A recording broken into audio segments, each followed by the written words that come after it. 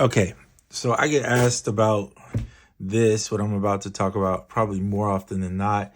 And when I'm making music, I've seen it in comments, um, and I've heard people just talking about it when on Koala Beatcast too. Like, where do you get those horns from? And most of the time, when you hear a horn in my song, it's typically played by this means. It's the Audio Modeling Swam Instruments.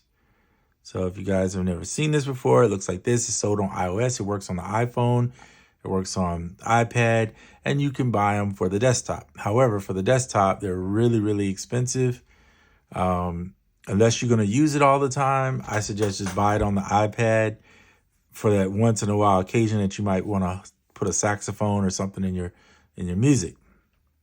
They're expensive on iOS too.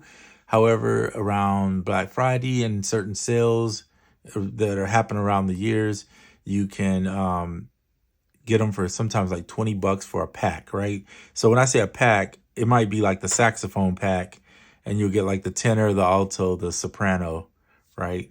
And those three will be like 20, $30. So that's a lot for what it is, because I probably use the tenor more than any of the other ones. But if you have the pack, at least then you have all three.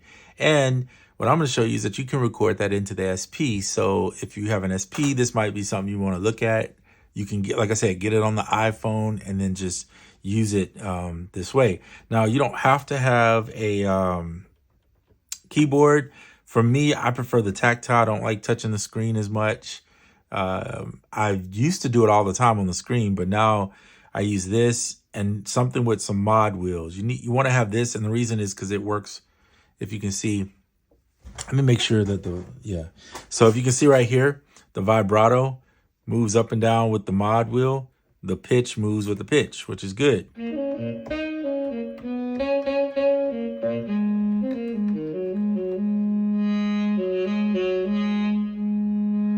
There's expression. But they also have a play mode where you could do it on screen. You can select the pitch bend. Right. Now, and you can move these by hand. Or you could do, see, because the Y-axis moves that. So you could do it that way. I prefer this just.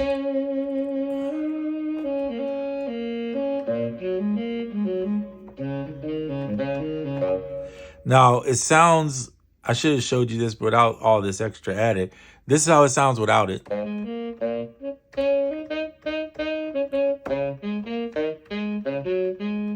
Sounds good. Sounds actually really good, but when you add a little reverb. This is EOS 2. I use the ambient setting on everything from drums. If I'm on iOS, I'm using this. If I'm on desktop, I'm using Valhalla. Supposedly, Valhalla had a hand in making this particular one. So, oops, I didn't mean to click that. So, interesting enough, I'm going to use it just because if Valhalla's behind it, I like their stuff a lot. This is Baby Audio's tape, TAIP. I guess they still pronounce it tape. However, they have one cool setting here. I use a few of theirs, so I like that bass glue on the bass. A few other, and they have a drum glue, I think, in here that's good. The Caesar's, I can't pronounce his last name. But anyway, this preset in here, live horns, is what I like to use on it. So it gives it that kind of tape warmth feel to it. And then this is Haze from Clev Audio.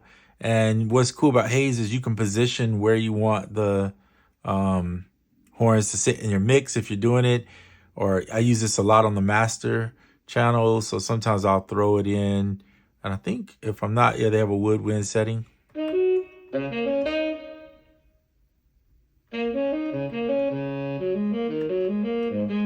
You can use it or not. Sometimes I'll just come in here and just go back to the natural width, which is what I like. Just turn it off, throw that in. Kind of spreads it out a little bit. But if you want to use an instrument like a woodwind,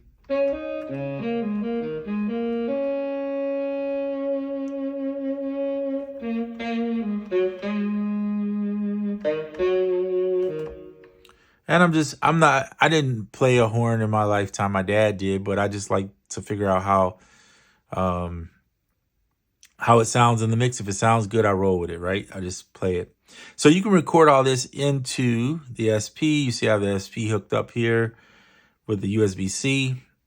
Make sure, and I may be wrong. Let me double check this real quick.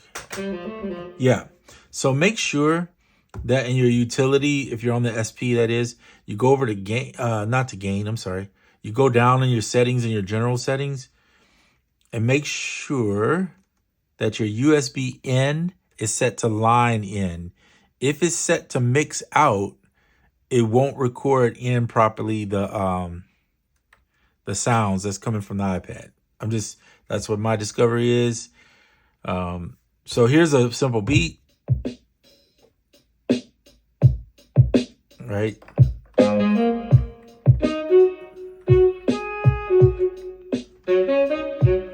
I don't have any chords on here, so it's going to sound silly kind of just playing with it. But just to give you some idea of what you could do, we're going to hit resample, pick a pad.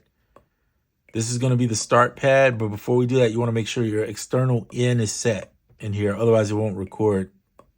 We'll do a 4-bar. The BPM is set to 83 BPM. We'll select this pad because it's the pad we're going to trigger. And once I start playing, it says wait because it's waiting on me. Once I start playing, it'll start.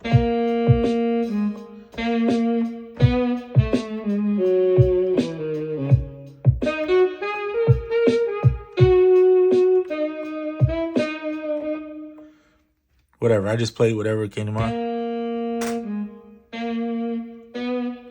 Sounds terrible.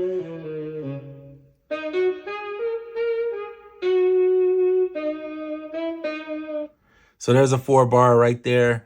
And now you could, if you had chords or whatever, you'd play over your chords just so it sounds like it fits and you fill it out. I like to fill it out and just play and not try to be so MIDI oriented because MIDI tends to make you less better. That's not even right. MIDI tends to make you not learn to play better and you'll go in and start adjusting notes. I even do it myself sometimes if I'll be like, get lazy or something, and then I'll go in there and start trying to adjust. It's like, what am I doing? Just play the thing till you get it. That's the best way to play and learn an instrument and get better at it. Is just play it. If you make a mistake, just like they used to do in the day on tape, they didn't sit there and be like, let me piece this one note with this note. They went in and played it over until they got it, right? So if you want to get better, that's my tip of the day, is play till you get it. So there you have it. That's what I use, Swam Instruments. You can use the tenor sax. There's the trumpets. There's flutes, whatever one you want to pull in there.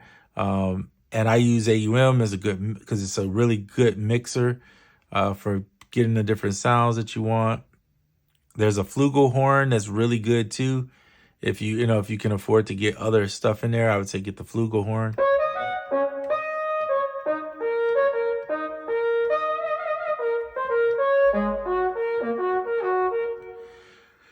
So it sounds good too.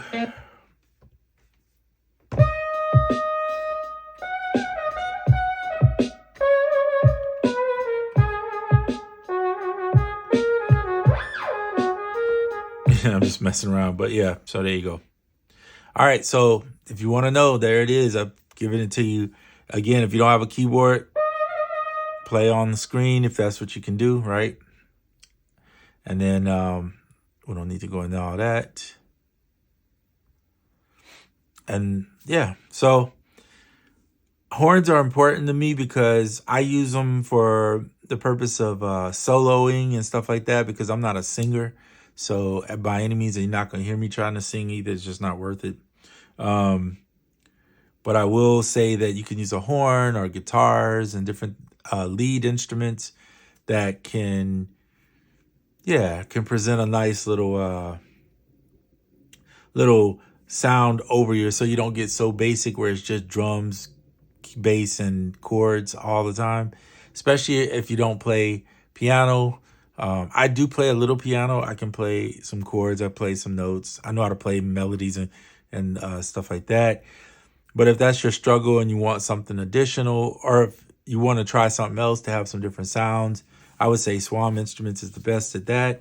It can go well with samples too. So like if you're a sample-based artist, but you want to have a horn going on and you don't like sampling horns, because that could be challenging too, sampling a horn. You can use something like this, put a little effect over it, give it some vinyl effect, whatever, or run it through the effects on the SP and record in and use those to help warm the sound. I even thought about doing this. I'm going to do this real quick since we're here. Why not? There is a warm saturator on here.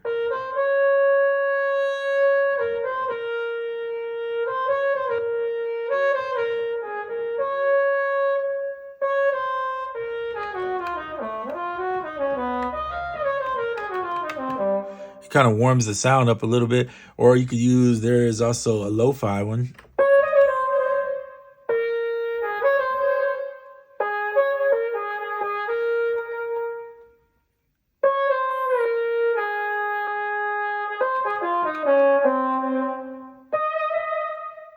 I don't know. Or just use the effects on here if you like them better. And then just throw them through. They also have the chorus on here and some reverb. There's a I thought it was a cloud reverb. There's a cloud reverb, isn't it? Let's try this SX reverb. Take that reverb out.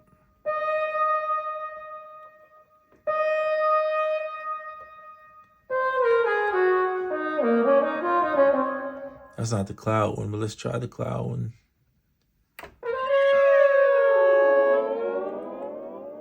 Okay, that's the pitch. I'm trying to adjust it.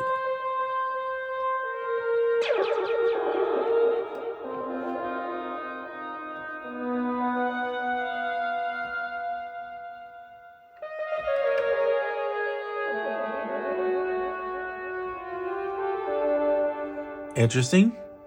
So yeah, using the effects on here, you can record in the effects, which is pretty cool. I actually like this better because I'm looking for more of something. Make sure I turned it off. But, you know, whatever you want to do, I'm just showing you options, and then you can take your options and run with it, how you want to do it. But yeah, so that's how you record in. Go to the pattern, create a drum beat pattern, resample over it. Make sure you have the external in on. Record into one of your patterns over here, to one of your sample, not patterns, one of your sample slots, whatever you have open, because here's my drums, right? And then just do that. So that's how I do it. So I'm going to end that video here so I don't take much longer. It's already about close to 13 minutes in. Just want to show you guys that real quick, and I'm out.